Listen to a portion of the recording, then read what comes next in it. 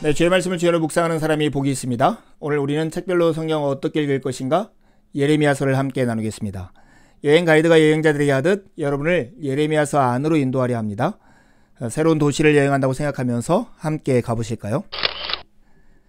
먼저 윤곽을 보고 잘 이해하기 위해서 예레미야서 안으로 들어가 보겠습니다. 이 들어가기는 여행에 비유하면 관광 안내소를 방문하는 것과 같습니다. 여행 안내소에서 도시에 대한 기본 정보를 얻듯이 우리는 들어가기에서 예레미야서에 대한 기본 정보를 얻을 수 있습니다. 예레미야서의 내용은 미래의 소망에 대한 신탁, 그것과 유다와 열국들에 대한 심판의 신탁이 유다 왕국 말기 예레미야가 맡은 역할에 대한 내러티브와 서로 얽혀 있습니다. 심판의 신탁, 소망의 신탁과 이 내러티브가 얽혀 있는 것이죠. 예레미야 31장 33절 말씀을 한번 같이 읽어볼까요? 그러나 그날 후에 내가 이스라엘 집과 맺을 언약은 이러하니 곧 내가 나의 법을 그들의 속에 두며 그들의 마음에 기록하여 나는 그들의 하나님이 되고 그들은 내 백성이 될 것이라 여호와의 말씀이니라. 예레미야서는 예레미야가 기록했습니다. 그의 이름은 하나님께서 자유롭게 하신 자, 존귀하게 하신 자라는 의미예요. 그는 제사장 집안 출신의 선지자인데요. 그가 살던 마을은 아나돗이라는 곳입니다. 사실은 이곳이 제사장들이 밀집해서 살던 곳이었는데요. 이곳은 제사장들의 유배지와 같은 땅이었습니다. 예루살렘에서 남쪽으로 약 4-5km 정도 떨어져 있는 곳에 위치했습니다. 기원전 627년에서 585년 사이에 예레미야가 사역했는데 그 기간을 우리가 정확히 알 수 있는 이유는 바로 예레미야서 1장 2절에 3절에 그렇게 말씀하고 있기 때문입니다.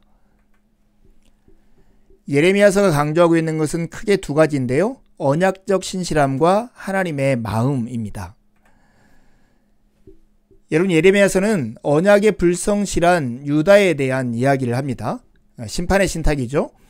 여호와 하나님에 대한 유다의 불순종과 불성실이 유다의 파멸을 초래할 것이라는 경고가 나옵니다. 그럼에도 불구하고 미래에 대한 소망의 신탁이 나오는 이유는 언약에 신실하신 하나님 때문입니다. 하나님은 신명기의 약속들을 지키시며 그의 백성을 위한 밝은 미래, 곧 회복과 새로운 언약의 시대를 준비하시기 때문이죠. 이렇게 불성실한 유다와 신실하신 하나님, 이 사이에서 우리는 하나님의 마음을 읽을 수 있습니다. 하나님은 예레미야의 마음을 통해 자기 백성들에 대한 마음을 드러내시기 때문이죠. 이제 들어가기 위해서 본 내용에 초점을 맞춰서 예레미야서를 둘러보겠습니다. 이 둘러보기는 여행에 비유하면 전망대에 오르는 것 같아요. 전망대에 오르면 도시 전체를 볼 수 있듯이 둘러보기에서 우리는 예레미야서의 내용 전체를 한눈에 볼 수 있습니다. 여러분, 예레미야서의 내용은 예레미야가 중심인물로 등장하는 이 내러티브들과 그가 하나님께 받은 말씀들, 곧 유다와 예루살렘에 대한 경고가 이렇게 뒤섞여 있는데 이 내용을 우리가 이렇게 정리할 수가 있습니다. 예레미야서의 앞부분과 끝부분을 차지하고 있는 것은 심판의 예언들입니다. 앞부분은 유다와 예루살렘에 대한 심판의 예언이 1장에서 25장 사이에 나오고요. 뒷부분의 심판의 예언은 이방 나라들에 대한 심판의 예언들이 46장에서 51장에 나옵니다. 그 사이에 예레미야가 중심인물로 등장하는 내러티브들이 나오는데요. 세 가지예요. 첫 번째는 거짓 선지자들과의 대결 이야기가 나오고, 두 번째는 예레미야의 고난과 박해 이야기, 세 번째는 예루살렘의 함락과 그로 인한 여파들이 26장에서 29장, 34장에서 38장, 39장에서 45장에 나와요. 그리고 그 중앙에 위로의 책, 우리가 알고 있는 새 언약에 대한 내용이 여기에 기록되어 있습니다. 여러분, 선지서들은 대부분 다 문학적 장르로 하면 시예요. 산문이 아니라 시라는 걸 기억할 필요가 있고, 이 우리가 가지고 있는 예레미야서는 바르게 편찬한 것이라고 이해하면 될 것 같습니다. 이제 들어가기 위해서 본 강조점에 초점을 맞춰서 예레미야서의 몇 가지 내용을 주목하려 합니다. 이 주목하기는 여행에 비유하면 박물관을 가는 것과 같습니다. 박물관에 가면 도시의 역사와 문화, 나아가 그 도시가 중요하게 생각하는 것들을 엿볼 수 있잖아요. 우리는 이 주목하기에서 예레미야에서의 역사문화적 배경과 신학들을 대략 맛볼 수 있습니다. 여러분, 예레미야가 살던 시대의 이 상황 지도예요. 북쪽으로는 아수르라는 제국이 있고요. 동쪽으로는 바벨론 제국, 남쪽으로는 이집트, 애굽이라는 제국이 있는데 그 사이에 이스라엘과 유다가 끼어 있는 것이죠. 마치 한국이 4대 강국에 둘러싸여 있는 것과 비슷한 형편 같지 않습니까? 아수르는 지금으로 하면 이라크, 바벨론은 지금으로 하면 사우디아라비아가 있는 지역, 이렇게 생각하면 될 것 같아요. 여러분, 이렇게 지리적인 배경을 좀 이해한 다음에 이스라엘 역사를 보세요. 이스라엘은 사울, 다윗, 솔로몬으로 이어지는 통일 왕국 시대가 있었어요. 그러다가 북쪽 이스라엘과 남쪽 유다로 나눠지잖아요. 근데 북쪽 이스라엘은 722년에 이 아시리아 제국에 의해서 멸망하죠. 그리고 남쪽 유다가 이제 바벨론 제국에 의해서 멸망하게 되는데요. 이 남쪽 유다가 멸망하는 시점에서 사역했던 선지자가 바로 예레미야예요. 남쪽 유다가 멸망할 시기에 이게 왕의 계보거든요. 요시아라고 하는 정말로 훌륭한 왕, 종교개혁을 이루었던 이 왕이 급작스럽게 죽은 다음에 그의 아들 여호아스가 왕이 되지만 3개월 만에 폐위를 당하고요. 여호야김이라고 하는 그 큰아들이 왕위를 차지합니다. 그러나 그가 죽은 다음에 여호야긴이라고 하는 그의 아들이 3개월 동안 통치하다가 바벨론에 끌려가고요. 다음에 또 요시아의 아들인 시드기야가 왕위를 물려받지만 9년 통치하다가 결국 나라가 멸망합니다. 여러분, 좀 복잡할지 모르지만 이때의 이스라엘 역사를 대략 이렇게 살펴볼 필요가 있어요. 이래요. 612년에 아수르 제국이 멸망해요. 바로 바벨로니아 제국에 의해서 멸망하거든요. 그런 다음에 이스라엘 역사가 이렇게 쇠락하게 된 근본적인 계기가 되는 사건인 요시아의 전사가 이루어지는데 그게 609년이에요. 그 당시 아수르가 멸망하고 바벨로니아가 이렇게 힘을 막강하게 기르자 유다가 견제하고 싶었던 거예요. 그래서 아수르에 남은 사람들을 돕고 그곳에서 영향력을 미치려고 북쪽으로 올라가고 있었는데 그때 이 아마 요시아는 애굽이 아수르를 돕는 것을 싫어했던 것 같아요. 나가서 전쟁을 하다가 무깃도라는 곳에서 전사를 하고 맙니다.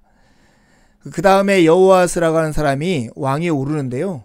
이 바로의 느고 왕이 올라와서 이 3개월 만에 이 왕을 이집트로 사로잡아 가버려요. 그리고 여호야김이라고 하는 또 다른 요시아의 아들을 유다 왕으로 삼죠. 606년에는 느부갓네살이 예루살렘을 점령해요. 그리고 1차 포로를 데려가는데 이때 잡혀간 포로 중에 유명한 사람이 다니엘이죠. 그리고 성전 기구들을 이때 다 가져갑니다. 605년에 또 유명한 전투가 하나 생겨요. 그게 바로 갈그미스 전투인데요. 이 전투는 남쪽의 패권을 잡고 있던 이집트와 북쪽의 채권을 잡고 있던 바벨로니아가 갈그미스라고 하는 시리아 지역에서 전투를 벌이는데요. 이때 바벨론이 승리를 거둡니다. 이 결과로 여호야김이라는 유다 왕은 바벨론에 거의 속국처럼 되고 조공을 바치게 돼요. 그리고 602년에서 598년까지 이 사이에 두 번에 걸쳐 바벨로니아가 이 예루살렘을 침공하는데요. 그 이유는 여호야김이 애굽을 의지하면서 바벨론에게 반역을 꾀했기 때문에 그렇죠. 그래서 598년에 2차로 포로로 잡혀가는데 많은 정치인들, 지도자들, 학자들, 기술자들이 포로로 잡혀가요. 그때 잡혀갔던 유명한 선지자가 바로 에스겔입니다. 결국 기원전 586년에 시드기야가 다시 바벨론을 반역하고 바벨론이 침공한 다음에 예루살렘이 마지막으로 함락되고 성전은 파괴되죠. 시드기야가 보는 앞에서 아들들은 죽임을 당하고 그는 눈이 뽑힌 채 바벨론으로 잡혀가요. 그리고 이 바벨론은 그달랴라는 총독을 세워서 이곳을 통치하게 하는데 이스마엘이라고 하는 왕족이 이 그달랴를 살해한 다음에 이스라엘 사람들 데리고 애굽으로 망명을 하죠. 그때 이 예레미야도 같이 망명길에 오르게 됩니다. 이 역사를 좀 알고 있으면 예레미야서를 읽을 때 훨씬 많은 도움이 될 거라고 생각합니다. 예레미야서에서 주목해야 할 첫 번째 것은 예레미야의 소명과 사역의 시기가 다르다는 거예요. 여러분, 예레미야가 소명받던 시기, 예레미야 1장 2절에 3절 보면 요시아 13년 때, 이때는 비교적 평화로웠던 때고요. 아수르가 크게 쇠퇴하고 애국과 바벨론이 패권 다툼을 하고 있던, 그래서 비교적 안정된 때였어요. 그러나 사역했던 시기는 여호야김 시드기야 왕 때이고요. 애국과 바벨론이 둘 다가 너무 강해서 이 사이에 줄타기하기 굉장히 어려운 때였어요. 실제적으로 바벨론의 통제 아래 있었고 독립하고자 하려면 애굽의 도움을 요청해야 할 그런 현실 속에서 사역을 하는 것이죠. 그런데 예레미야 사역이 힘들었던 이유는 뭐냐면 이 여호야김과 시드기야가 22년 동안 통치하는 기간 중에 일어난 이러한 정치적인 상황들에 깊이 관여해서 그것들이 하나님 앞에서 잘못되었다는 것을 계속 꼬집어야 했던 거예요. 그러니 이스라엘 백성들에게는 정말로 한국 사람들에게 친일파 취급당하는 것처럼 그렇게 미움을 받았던 선지자가 예레미야입니다. 왜 이렇게 예레미야가 그 당시 사람들한테 미움을 받았는가를 이런 배경을 통해서 이해할 필요가 있겠죠. 예레미야가 받은 사명이 이런 의미에서 보면 참으로 감당하기 어려운 사명이었어요. 여러분, 예레미야 사명이 뭐였나요? 예레미야의 임박한 멸망을 선언하고 살아남기를 바라거나 어떤 식으로든 미래를 기대하려면 바벨론의 포로로 끌려가는 편을 택하라고 촉구를 해요. 말이 됩니까? 그런데 하나님이 이렇게 말씀을 하고 얘기하죠. 다윗 왕과와 선지자들과 제사장들과 일반 백성들과 적대적인 입장에 서서 하나님의 뜻을 전했던 예레미야의 사역이기 때문에 참으로 감당하기 어려웠어요. 선지자의 선포는 마치 친바벨론 정책처럼 보였던 것이죠. 여호야긴 왕이 통치하던 598년 그 유대인 포로들이 바벨론으로 끌려간 후에 이렇게 얘기하는 거예요. 항복해라. 그래야 산다. 유다 백성들이 반발할 수밖에 없잖아요. 특별히 그들이 반발한 두 가지 이유가 있는데요. 하나는 예루살렘은 다윗 언약과 성전 때문에 안전할 것이라고 그들이 믿었어요. 그리고 거짓 선지자들에 의해서 여호야긴의 포로 생활이 조만간 끝날 것이라고 그들이 믿었거든요. 그러나 이런 거짓 선지자들의 말은 결코 믿을 만한 말이 되지 못했습니다. 예레미야는 하나님의 어전회의에 참여했던 선지자잖아요. 그래서 하나님의 뜻을 백성들의 마음에 맞지 않는다 할지라도 올바르게 전했던 선지자였기 때문입니다. 예레미야서의 핵심적인 내용의 흐름, 심판을 하시고 그 심판이 임하는 그 과정을 이해할 필요가 있어요. 먼저 예레미야는 임박한 심판, 다가온 심판에 대한 예고를 해요. 그러면서 왜 이런 심판이 우리에게 임박해 있는가에 대한 이유를 설명합니다. 그러고 회개를 촉구해요. 그럼에도 불구하고 이스라엘 백성들이 이 회개를 거부했을 때 심판이 하나님의 말씀대로 현실이 되는 거예요. 여러분, 하나님의 오래 참으심이 어디까지 이르는가를 우리가 예레미야서를 통해서 잘 볼 수 있습니다. 근데 이 사이에 예레미야의 내러티브들이 있잖아요. 예레미야가 임박한 재난이나 자신이 당하는 고통에 대해 하나님과 실랑이를 벌이는 장면들이 이 사이사이에 포함되어 있어요. 때로는 대화로, 때로는 논쟁으로, 때로는 탄식으로, 때로는 불평들로 담겨져 있습니다. 그리고 예레미야서는 정말로 성경에 나오는 한 30가지의 상징 행위 중에 15가지가 여기에 나오는데요.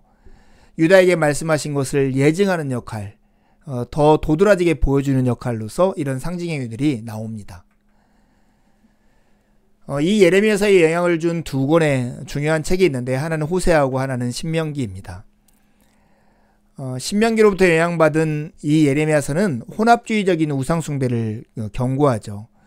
여호와만을 섬기라는 말씀에 불순종하면 저주를 받을 것임을 지적하면서 언약 조항들에 호소를 해요.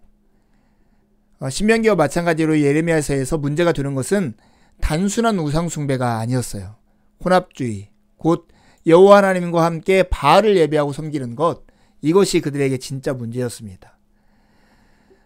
호세아서도 예레미야서에 영향을 많이 주는데요. 특별히 타락한 이스라엘을 창녀로 전락한 신부로 비유하기 때문에 그렇습니다. 여호와의 지극한 사랑을 받았지만 결국 창녀로 전락한 부정한 신부를 하나님은 그녀의 여인들에게 넘겨버리는 것이죠. 바벨론에 보내버리는 거예요. 그들이 의지하는 사람들에게 맡겨버리는 거예요. 그것이 하나님이 하시는 방법이었습니다. 성경 전체 이야기 속에서 예레미야의 위치는 어떤 걸까요? 예레미야는 신명기의 말씀에 대한 하나님의 신실하심을 지속적으로 일깨워 줍니다. 이 말씀은 선택된 백성은 여호와께 불순종하여 포로로 끌려가는 저주를 받을 것이지만 나중에 새 언약의 소망과 함께 회복되리라는 것입니다. 그 새 언약은 다윗의 의로운 가지인 예수 그리스도를 통해서 성취될 것입니다. 이제 여러분 예레미야서를 펼치고 할 수 있는 대로 반복해서 읽어보시죠. 읽으면서 배우거나 묵상한 것을 기록해 보시고요. 가까운 누군가와 기록한 것을 나눠보시고 다시 한번 강의를 들으면서 정리해 보시고 읽고 묵상한 내용을 가지고 하나님께 나아가 기도를 드리십시오. 하나님의 은혜가 아침 햇살처럼 여러분 영혼 안으로 들어올 것입니다. 감사합니다.